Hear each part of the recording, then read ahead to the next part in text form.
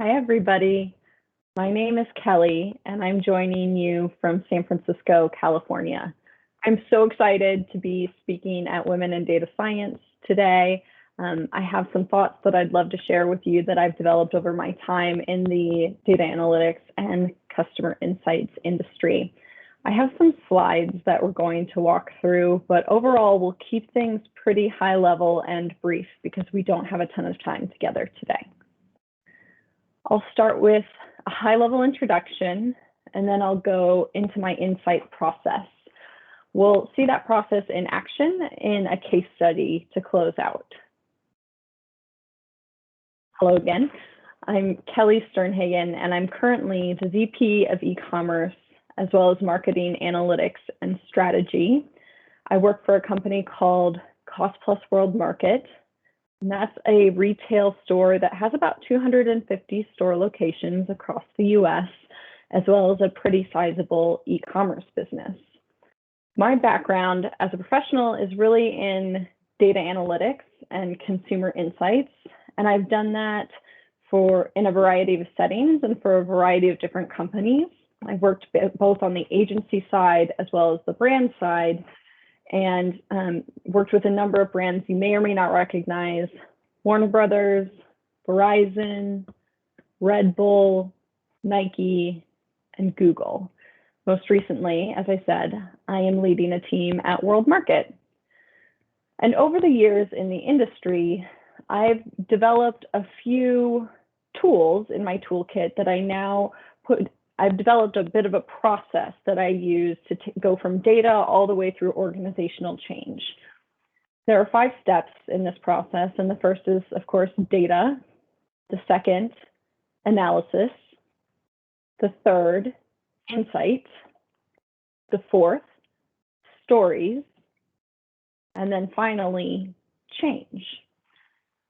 These 5 steps will organize the presentation today, and we'll talk through each of them in turn, starting with, of course, data. Data is always imperfect, and I don't have to tell anyone watching this how cumbersome and time-consuming it can be to get data from its original state to a clean state where it's usable to you. And that is certainly a challenge in and of itself, but it's also the imperfection of data is a positive. And I've found that every data set I've ever worked with is biased or imperfect in some way, but they're all biased or imperfect in different ways. And so what I've taken to doing is blending them together so that we can balance out some of that bias. So I'll give you a lot of examples here. I think of data on a sort of landscape of 2 by 2, moving from explicit data, or what people tell you, to implicit data, what you can gather about what people won't tell you, their behaviors, the conversations they have online, the way they react to different stimuli. And moving from limited sample sizes or small n's all the way to data at scale.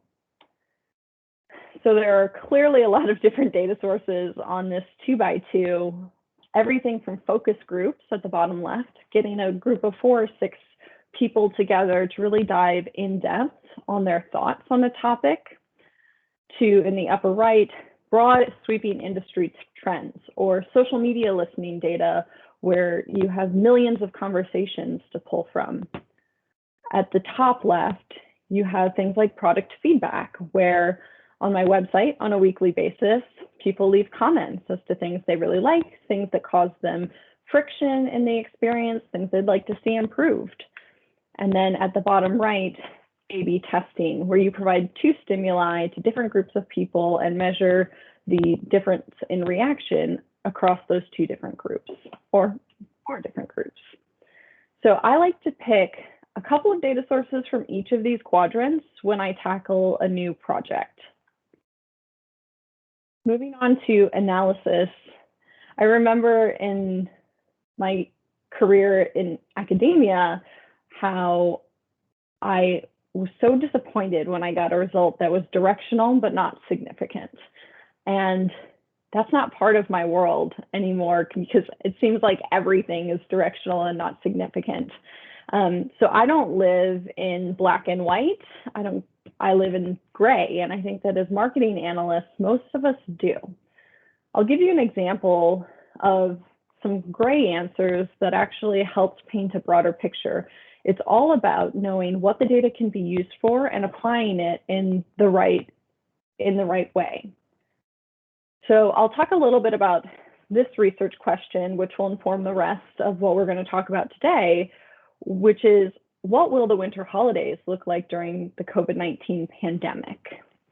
A couple of things that are important to understand just in my seat as a professional. The first is that holiday is a very important time frame for any retail business, but especially for the company that I work at.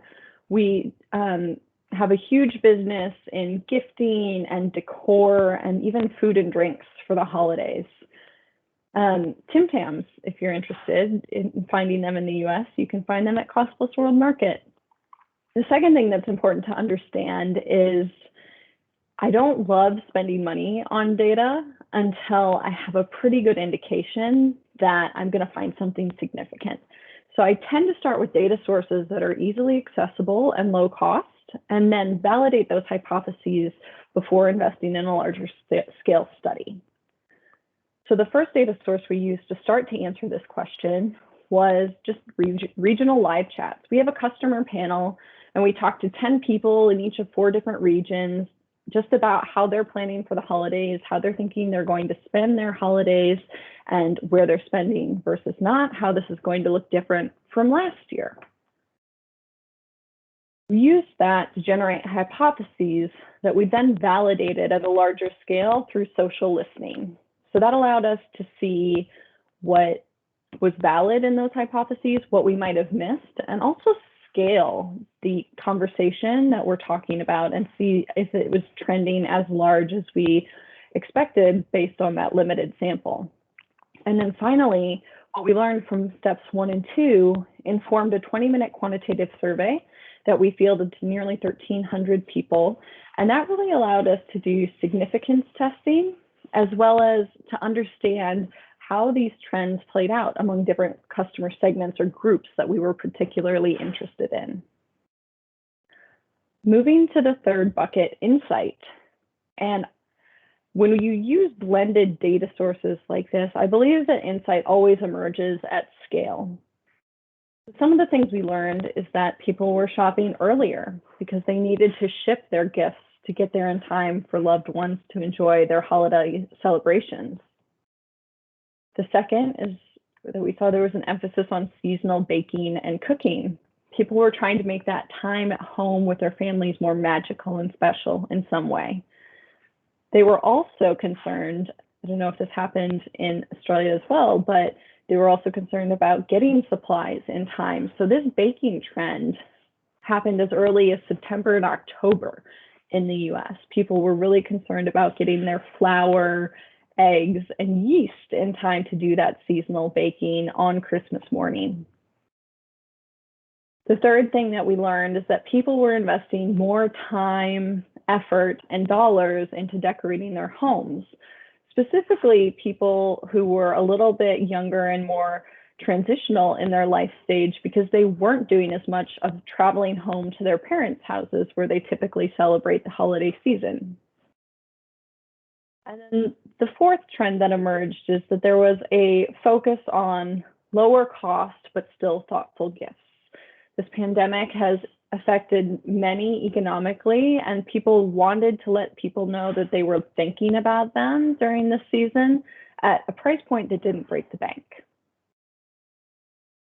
The fourth step in this process are stories, and I cannot underestimate the importance that stories have in this overall process. And it's because as human beings, that's how we communicate with one another, and that's how we have for thousands of years.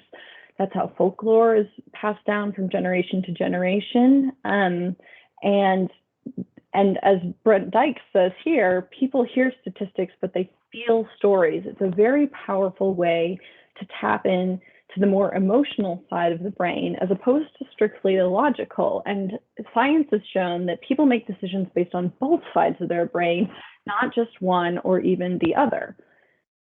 So I love to do this, frankly, through video whenever I have video data. But here are a couple of quotes that I think illustrate this effect. In the first quote, you can see the emotion that this person is sharing and painting a picture of their holiday celebration.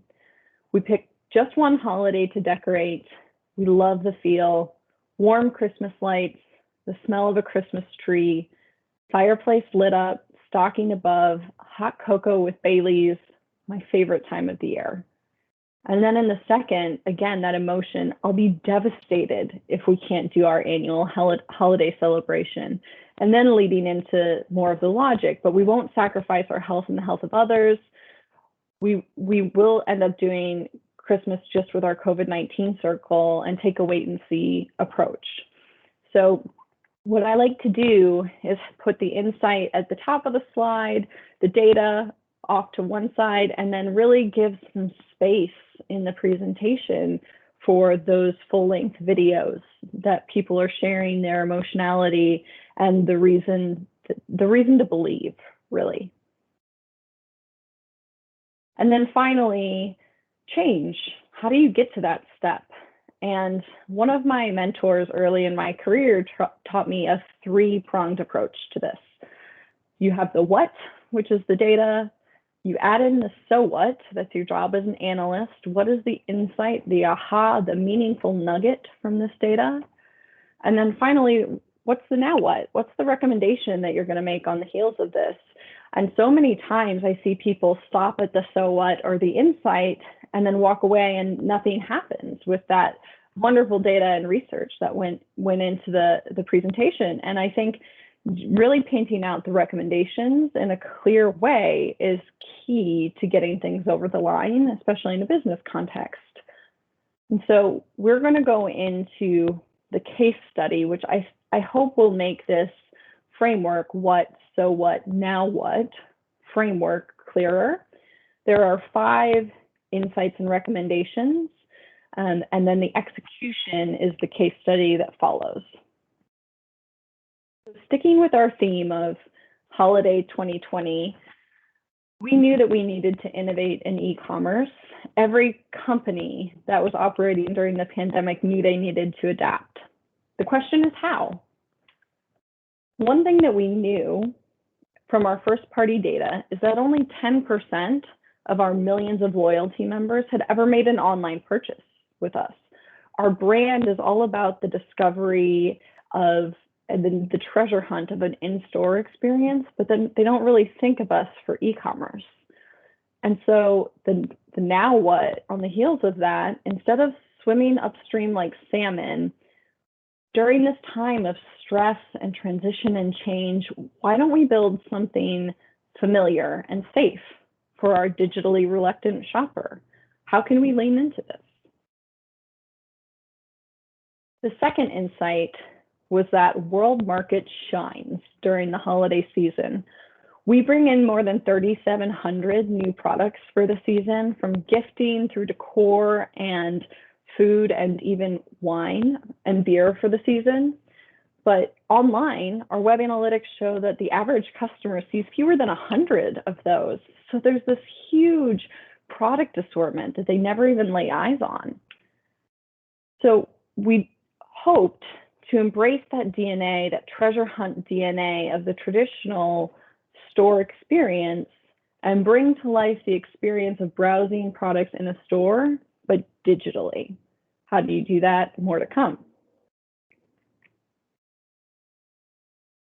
The pandemic was very real for our customers, especially. We know from our brand tracker and our third-party data that our customers over-index versus the US Census as being over 45. In our live chats with our customers, we learned that they were being very cautious about venturing out to do retail shopping. And then on many retailer review sites, we saw through our social listening that the stakes were really high. If a customer had a bad experience where they didn't feel a retailer was following adequate COVID-19 safety protocols, not only were they likely to lose that purchase, but the customer was unlikely to go back in the future. And so we knew that our customers were taking this seriously and that they were voting with their wallets, and we wanted to be respectful of that. So we wanted to make the process completely contactless. So we relied on the website, contactless, curbside pickup, where the associate will put things in your trunk when you drive up, or obviously shipping to your home. The fourth insight we really got by taking our heads out of the sand and looking around. If you didn't know, home sales in the spring plummeted. And that is a pretty good incentive for adaptation. So agents and buyers figured it out, and they started doing 3D walkthroughs of homes for sale. And according to industry news, we saw that use of those tours went through the roof, up 500% versus pre-pandemic levels. And we decided that we didn't need to recreate the wheel here. Clearly something was working in the real estate space that we could tap into in the retail space. And so we decided to build on what already existed and make it better. And then finally, we got some really good insight as to the size of the opportunity through search data. So Google Trends, if you don't use it, you should. It's a great tool that allows you to see the trends of what people are searching for over time and how that varies year on year. And we were looking at these trends at the beginning of October, and already holiday searches, things for baking, like I mentioned, were through the roof, much earlier in the season than we'd ever seen before. Meanwhile, a lot of retailers in our space were having trouble adapting to the restrictions in place due to COVID-19. So we saw a real opportunity to not only thrive during the holiday season, but also take a larger share of the pie. But we had to hustle. So we did 4 sprints, 8 weeks, and we decided to get something up and live before Thanksgiving so that when everybody goes shopping on Boxing Day, we're there. So these 5 now what's really laddered into something that I was really proud of the team executing, which was a real virtual store. And you can see an example of what this looks like if you go to worldmarket.com. There's one live on the homepage. But we set up a holiday store in our sample house. So it's a real store experience, complete with all of our products. And then we used a 3D photography technology to create a 3D space and infused the very best of the e-commerce experience on top of it. So all of the great discovery, you get wandering the aisles in our stores, but you also get to see similar products, read product reviews, understand the dimensions and specifications of the product. If you're not ready to buy, you can leave it in your cart for later, you can add it to your wish list, or you can share the link with a friend.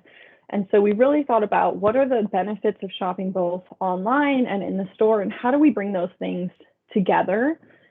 And our number one success metric was, are our customers happy with this? We knew that there was an unmet need. We knew that people were missing some semblance of normality during this time, and they ended up loving it. So these are some quotations taken from Twitter. I'll let you read them, but everyone was really excited. And I think it really struck a chord because we were able to tap into, again, something that customers were really missing during this time and spark the joy of the season for our customers through an execution that was completely safe for them, and really brought our brand to life at a moment where I think it really shines through. We got some good press, which is always helpful. And then on the heels of this execution, we have done a couple of things, both industry research and user testing to identify areas of opportunity. As I said, we currently have a virtual store live on worldmarket.com. It's our outdoor assortment. and I think it looks gorgeous. We are also looking at ways to improve this for the next holiday iteration, bringing in some cool new concepts in conjunction with our agency. So I just want to thank you again for having me and hosting me at this event. I would love to hear from you, what you're working on, anything that you want to pick my brain on. I'm happy to chat anytime. You can find me on LinkedIn. The link is there. It's super simple, linkedin.com/in/Kelley Sternhagen. I hope this event is great for you. And again, have a wonderful time. Thank you.